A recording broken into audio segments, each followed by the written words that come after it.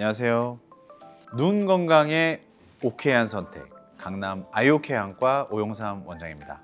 여러분, 눈이 가끔 이제 뻑뻑하고 이물감이 느껴져서 안구건조증인가 하고 인공 눈물도 넣어보고 뭐 연고도 넣어보고 안과에 방문해서 IPL 치료라는 것도 해보시고 했는데도 불구하고 뭐 증상이 별로 호전되지 않는다, 이런 경우에는 결막이완증이라는 그런 걸 의심해 볼 수 있겠습니다. 오늘은 이 결막이완증이 어떤 질환인지 또 어떻게 치료를 해야 할지에 대해서 자세하게 설명드려 보겠습니다.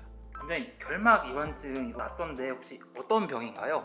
흰자 부분을 얇게 덮고 있는 얇은 막이 있는데 그 얇은 막을 결막이라고 부릅니다. 그 결막이 흰자의 표면적보다 더 많이 늘어나서 흰자의 움직임에 따라서 동기화가 되는 것이 아니고 흰자가 움직여도 결막은 늘어져 있거나 눈 앞으로 밀려서 덮거나 하는 그런 일들을 결막이완증이라고 부릅니다. 원래는 이제 좀 나이가 들면서 노화 때문에 생기는 경우가 제일 많습니다. 하지만 요즘에는 성향이 좀 바뀌어가고 있어요. 예를 들어서 스마트폰을 집중해서 오래 본다면, 또 컴퓨터를 본다고 해도 결막도 마르고 각막도 마르고, 마른 결막이 마찰력이 생김으로 인해서 또 늘어지게 될 수도 있고요. 서클 렌즈나 컬러 렌즈 많이 끼시게 되는데 그 렌즈가 각막을 덮어져 있는 부분 이외에 결막 부분을 자꾸 마찰을 하면서 그쪽에 결막이 또 늘어지기도 합니다. 또 가장 많은 원인은 비비는 겁니다. 이물질이 있든지 건조증이 있든지 알레르기가 있든지 해서 비비면 비빌수록 흰자 위에 있는 결막은 마찰에 의해서 점점점 늘어지게 되면서 여러분들이 원하지 않는 증상들을 발현시키게 됩니다. 또는 뭐 미용 목적으로 요즘에는 또 쌍꺼풀 수술 많이 하시잖아요. 그러니까 쌍꺼풀 수술을 하게 되면은 눈이 잘 안 감깁니다. 그런 분들은 각막만 마르는 것이 아니라 그 옆에 있는 결막도 마르기 때문에 결국 안과에 와서 보면은 결막이완증이라는 진단을 받기도 합니다. 원장님, 그럼 결막이완증이라는 걸 알 수 있는 증상이 있을까요? 결막이완증을 알 수 있는 증상으로는 늘어진 흰자가 내 눈앞을 가리는지를 보시면 되겠죠. 눈곱 같은 이물감이 계속 생기는지, 눈이 충혈되기까지 했는데 눈곱도 같이 생기고, 또 눈물이 고이는 것 같은 찜찜함 때문에 자꾸 비비게 되고, 인공 눈물약을 넣어도 이렇게 시원한 느낌이 없다, 이런 것들이 다 결막이완증의 증상이 됩니다. 실제로 안구 건조증과 결막이완증은 다른 병이지만 동시에 나타날 수도 있습니다. 결막이완증은 안구 건조증에 의해서도 악화될 수 있고, 또 안구 건조증이 결막이완증으로 인해서 악화될 수가 있습니다. 안구의 움직임을 방해하는 요소가 무엇일 거냐, 그것이 건조증일 수도 있고 알러지 때문에 비벼서 흰자가 늘어진 걸 수도 있고, 그래서 다음 부분들에 대해서 말씀드리는 경우에 해당한다면 반드시 안과에 방문을 하셔서 검사를 받아보시길 추천드립니다. 우선은 오랫동안 안구 건조증을 치료받았지만 효과가 없을 경우에, 건조증 자체는 안과에서 좋아졌다고 하는데도 불구하고 본인이 느끼는 이물감이나 건조한 느낌이 실제로 많이 좋아지지 않았다면 결막이완증을 의심해 볼 수 있습니다. 두 번째로는 눈 아래 흰자 부위가 접혀 있거나 이물감이 나타나는 경우, 세 번째는 눈물이 고이는데 그걸 잘 쳐다보면 눈물 바로 아래 결막이 늘어져서 한 줄로 딱 띠를 이루고 있습니다. 그런 경우에는 눈물의 높이가 상대적으로 위로 올라가기 때문에 확실히 눈물이 고였다고 느끼는 사람들도 많다, 이렇게 보시면 됩니다. 아침에 눈을 떴는데 뜬 것 같지 않은 느낌이 들어요. 떴는데 눈곱이 끼는 것 같아서 닦았더니 아파요. 이물감이 심하다든지 충혈이 심하다면 결막이완증을 의심해 볼 수 있습니다. 원장님, 그렇다면 결막이완증 치료는 어떤 식으로 진행이 되나요?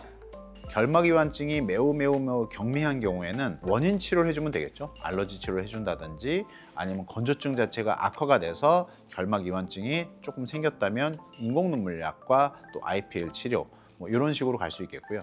또 건조증이 심하면서도 결막이완증이 심하지 않은 경우도 가끔 있어요. 그런 경우는 뭐 자가혈청으로 만든 안약을 넣는다든지 해서 눈에 건조증 치료를 해주는 것만으로도 결막이완증은 저절로 좋아지기도 합니다. 지금 말씀드리는 경우는 굉장히 결막이 이제 이미 늘어질 만큼 늘어졌고 나이도 드실 만큼 들었고, 그때는 좀 보다 적극적인 치료가 필요할 수 있겠습니다. 과거에는 봉합하는 방식으로 수술을 진행을 했었습니다. 최근에는 레이저로 결막을 수축시켜 주거나, 우리가 라디오 프리퀀시라고 부르는 RF 전류를 통해서 결막을 수축시켜 줍니다.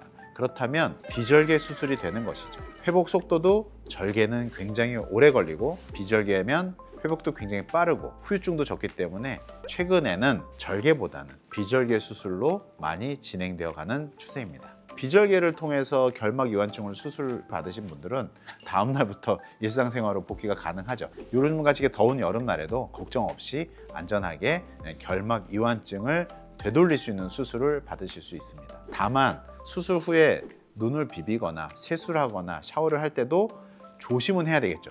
이제 고주파 전류 치료를 하든지 레이저 치료를 하든지 동일하게 통증 비슷한 뻐근함이나 일시적으로 이물감이 좀 생길 수 있고요.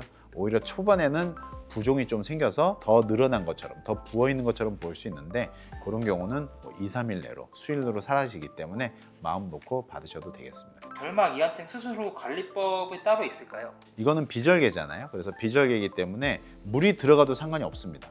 대신에 비비지만 않으면 되고 물이 들어가서 염증을 일으키지 않을 정도로만 그 정도만 미세한 관리만 해주시면 되는 거죠. 근데 이제 아까도 제가 원인 중에 하나를 말씀드렸던 것 중에 너무 집중해서 오래 보게 되면 건조해지고 그렇게 되면 마찰력이 증가가 되고 그래서 눈을 비비게 돼요. 자기도 모르게. 그래서 눈을 충분히 휴식을 해주시는 것이 제일 좋습니다. 뭐 제일 좋은 건 눈을 감고 있는 것이죠. 뭐 알러지가 있었으면 알러지약을 같이 동반해서 넣어주시고 또 시원하게 좀 찜질을 해주시고 너무 차갑게 하면은 흰자가 더 부으니까 서늘하게 시원하게 찜질을 해주시는 걸 추천을 드립니다. 또 내가 30분을 공부를 하든지 책을 봤다면 적어도 한 10분 정도는 눈을 감고 좀 쉬어주시기를 추천을 드립니다. 자외선 차단도 중요합니다. 왜냐하면 자외선은 모든 눈에 불편함을 만들 수 있는 원인이 될 수 있겠죠. 자외선 차단뿐만이 아니라 직접적인 어떤 바람이나 이물질이 들어가는 것을 좀 예방해 주기 위해서 선글라스를 좀 써주시는 건 굉장히 좋겠죠. 또 교정하는 수술을 받았지만 그 결막 이완증은 언제든지 본인의 습관이나 부주의에서 재발할 수 있는 여지가 충분히 크기 때문에 증상이 없다고 하더라도 안과에 한 번씩은 들려서 약을 쓰고 또 다른 부작용은 없는지 결막 이완증 수술은 잘 돼서 좋은지 여러분의 눈을 위해서는 한 번씩 와주시면 좋겠습니다. 좋아요, 구독 꼭.